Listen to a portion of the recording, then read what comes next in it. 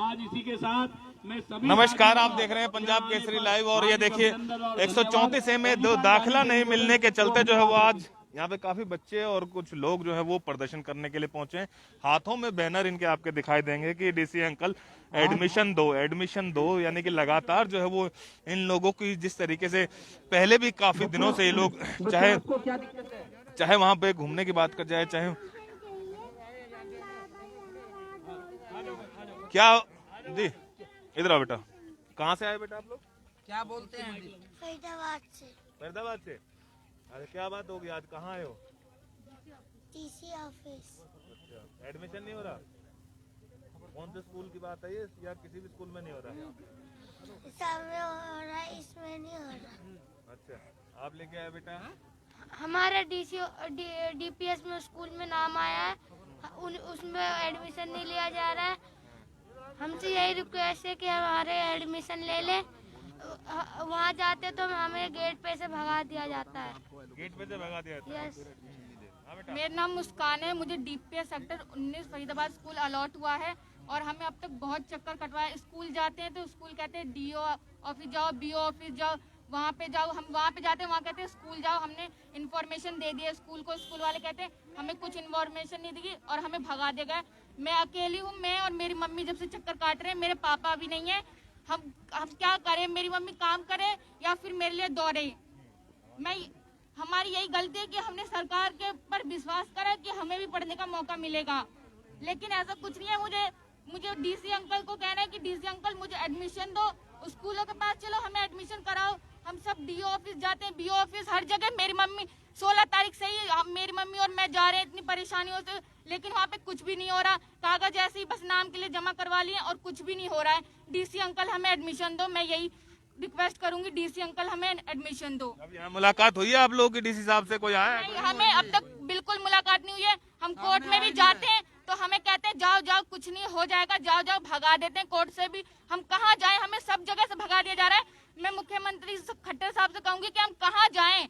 आपने ये रूल निकाला है तो आपको ये भी तो बताना चाहिए कि बच्चे तुम कहाँ दौड़ो, कहाँ पर भूखे बैठे रहो, ये भी तो बताना चाहिए आपको लिस्ट में। आपने क्यों नहीं बताया ये कि तुम्हें चक्कर काटने होंगे, भूखे पेट तुम्हें कुछ नहीं मिलेगा, बस तुम्हें मेहनत करके नंबर लाना है, बस ऐसे ही नंबर लाना है, क्योंकि तुम दिखा सको कि बस तुम कुछ नहीं कर सकते। कितने बच्चे हैं बेटा?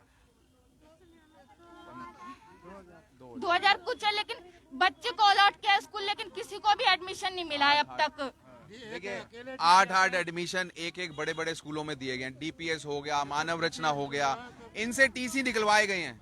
बच्चों से उनके राशन कार्ड मांगे गए हैं, माता पिता से उनकी तनख्वाहें मांगी गई हैं कि आप बिलो पॉवर्टी लाइन आते हैं कि नहीं आते हैं। सारे डॉक्यूमेंट दिए। पिछले साल की 16 दिसंबर से उनको भगाया जा रहा है। सर्दी का समय है, कोरोना काल है, रोज पेरेंट्स स्कूल जा रहे हैं। एक स्कूल जाने में कम से कम भी 50 से 100 रुपए का खर्चा हो जाता है। लेकिन स्कूल देखिए नौकरी भी कर रहे हैं, लेकिन उनके पास कोई चारा नहीं है। माँ बाप टीसी ले चुके हैं, स्कूल उन्हें मना कर रहा है। खट्टर जी वहाँ बैडमिंटन खेल के ट्विटर में डाल रहे हैं कि आज मैंने बैडमिंटन खेला। क्या हम ये बताएंगे कि हरियाणा दयनीय सिचुएशन में है जहाँ पे वो एक स्कूल में एडमिशन लेने के लिए तरस रहे हैं? बच्चे रोटी तो नहीं मांग रहे, बच्चे पैसे भी नहीं मांग रहे, बच्चे तो सिर्फ पढ़ना चाहते हैं। और अगर हमारी सरकार उन्हें पढ़ाई भी नहीं दे पा रही तो किस झूठे आडंबरों के साथ हम ये कहते हैं कि हमारा देश, हमारा हरियाणा एक स्मार्ट सिटी में आता है? कौन से आंकड़े हैं वो? 8000 बच्चों को पेपर दिलवाते हो, 8000 बच्चे 100 में से 90 नंबर, 95 नंबर, 88 नंबर लेके आते हैं और 95 नंबर लेके आ रहे हैं और उनको सीटें नहीं दे रहे हैं। और ये प्राइवेट स्कूल चक्कर कटवा रहे हैं, यहाँ तक कि उनकी तनख्वाहें पेरेंट्स की मात्र 8-10 हजार रुपए हैं। पेरेंट्स रो रहे हैं। मैं एक बच्चे से मिला, उसकी माता विडो है, वो बेचारी पिछले 1.5 महीने से इधर से उधर भाग रही है और स्कूल प्रशासन उसको कह रहा है हम आते हैं, हमने अपने डॉक्यूमेंट वेरिफिकेशन के लिए दिए हैं। चंडीगढ़ सरकार जो हेडक्वार्टर में बैठी है, क्या वो इतनी अंधी गूंगी हो गई है कि इतनी सर्दियों में जहां बच्चा बेचारा एक तरफ से रोटी नहीं खा पा रहा, समय पे वो एडमिशन के लिए स्ट्रगल कर रहा है? बिल्कुल, कहीं ना कहीं एडमिशन के लिए देखिए स्ट्रगल जो है वो बाकायदा अलॉटमेंट किया गया, लेकिन प्राइवेट स्कूलों की कहीं ना कहीं मनमानी देखने को मिल रही है।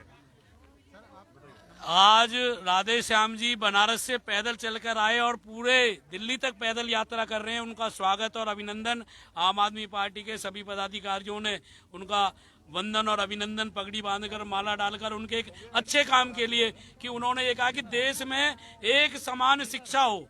जैसा कि अभी मेरे भाई गौरव शारदा ने आपको बताया कि 134A के तहत जो हरियाणा सरकार का नियम है उसके तहत बच्चों ने फार्म भरे, परीक्षा दी, स्कूल अलॉट हो गए, लेकिन प्राइवेट स्कूलों ने अपनी मनमानी के तहत अपनी मनमानी चलाते हुए उन्होंने कहा पिछले स्कूल से टीसी लेके आओ। पिछले स्कूल के जो मालिक है उन्होंने बीते 2 साल के अंदर जिस तरीके से उन्होंने फीस बनाई हुई है बिना पढ़ाई करके कि 30-30, 40-40 हजार रुपए पहले लाके भरो, तब जाके तुम्हें वहां से टीसी मिलेगी, तब तुम्हारा जो स्कूल अलॉट हुआ है 134A के तहत तुम्हारा वहां एडमिशन हो सकेगा। इस सरकार ने अभी कुछ समय पहले एक नियम बनाया था कि सरकार जिन्होंने ये कहा कि मैं अपने बच्चों को प्राइवेट स्कूल में नहीं पढ़ा सकता, कोरोना महामारी के टाइम मेरा नौकरी चली गई, मैं बेरोजगार हो गया, मैं मेरे बच्चों को सरकारी स्कूल में पढ़ाना चाहता हूं, तो इस सरकार ने एक नियम बनाया था कि प्राइवेट स्कूल से टीसी लेने की आवश्यकता नहीं है और सरकारी स्कूल में जाके अपना एडमिशन करा लो। लेकिन इस सरकार ने मात्र 2 महीने बाद ही प्राइवेट स्कूलों के मालिकों से साठगांठ करके इस नियम को भी बदल दिया कि अब पहले प्राइवेट स्कूल से आप टीसी लेके आओ, जब तुम्हारा सरकारी स्कूल में एडमिशन होएगा और प्राइवेट स्कूल का मालिक बिना 30, 40, 50 हजार की फीस को जब तक हमारे से वसूल नहीं लेगा वो टीसी नहीं देगा। आज भारत का भविष्य सड़कों पर है। सर्दी के टाइम में डीसी साहब से गुहार लगा रहा है, डीसी साहब हमें शिक्षा दो, हमारा हक और हमारा अधिकार है जो हमें मिलना चाहिए। बिल्कुल, कहीं ना कहीं देखिए जिस तरीके से लगातार ये लोग काफी दिनों से जो है वो संघर्ष कर रहे हैं और काफी लंबे समय से जो है वो ये लोग इन लोगों की साफ मांग है कि जो बच्चे हैं उनके एडमिशन नहीं हो रहे, दाखिले नहीं हो रहे हैं, ये भी पैदल यात्रा कर रहे हैं। कहाँ से आए आप लोग? हम लोग बनारस से माननीय प्रधानमंत्री जी के संसदीय क्षेत्र जयापुर गांव से चले हैं पैदल यात्रा करके 10 दिसंबर से। हम लोग का मांग है कि इस देश में शिक्षा एक समान होना चाहिए। जिस तरह सांसद, विधायक, अधिकारी का बच्चा पढ़ता है उसी तरह की शिक्षा आम लोगों का, मतदाता को, बच्चों को मिलना चाहिए। इसके लिए हम लोग देश में लगातार पैदल यात्रा कर रहे हैं, लोगों को जागरूक कर रहे हैं। आपके सामने हम लोग इस बच्चों का समर्थन किए हैं। देख लीजिए, इस देश का भविष्य सड़कों पर भोजन के लिए नहीं, पैसा के लिए नहीं, शिक्षा के लिए भिक्षा मांग रहा है। लेकिन इस देश के पक्ष और विपक्ष कोई सुनने वाला नहीं है। हमारा देश आगे कैसे बढ़ेगा, हमारा देश जर्मनी और जापान, अमेरिका से कैसे लड़ने का काम करेगा। आपके चैनल के माध्यम से इस देश के मालिकों से पूछता हूं, जो हाथ में काली रोशनाई लगाकर इस देश के प्रधानमंत्री और मुख्यमंत्री बनाने और बिगाड़ने का काम करते हैं, उनसे सवाल पूछने का काम करते हैं कि इस देश में परिवर्तन कैसे आएगा। जब तक समान शिक्षा नहीं होगा तब तक परिवर्तन। सही बात कही है, परिवर्तन नहीं आ सकता जब तक युवा बच्चे जो है वो शिक्षित नहीं होंगे। तो उसी को लेकर के ये लोग संघर्ष कर रहे हैं और अब यहाँ पे लगातार कई दिनों से जो है वो 1 महीने से ये लोग संघर्ष करते आ रहे थे। चाहे डीओ ऑफिस की बात कर जाए, चाहे किसी और कार्यालय की बात करें, तमाम जगह इन बच्चों ने जो है वो संघर्ष किया। और आज ये लघु सचिवालय डीसी ऑफिस जो है वो 12 सेक्टर पहुंचे हैं और डीसी साहब को जो है वो ज्ञापन देने के लिए जो है वो ये लोग पहुंचे हैं। और अब देखने वाली बात ये होगी कि इन बच्चों का भविष्य किस तरीके से जो अंधकार में लटका हुआ है कि वो सरकार की तरह सरकार इनकी फरियाद सुन पाती है और इनके एडमिशन जो है वो इन प्राइवेट स्कूलों में हो पाते हैं या नहीं हो पाते। पर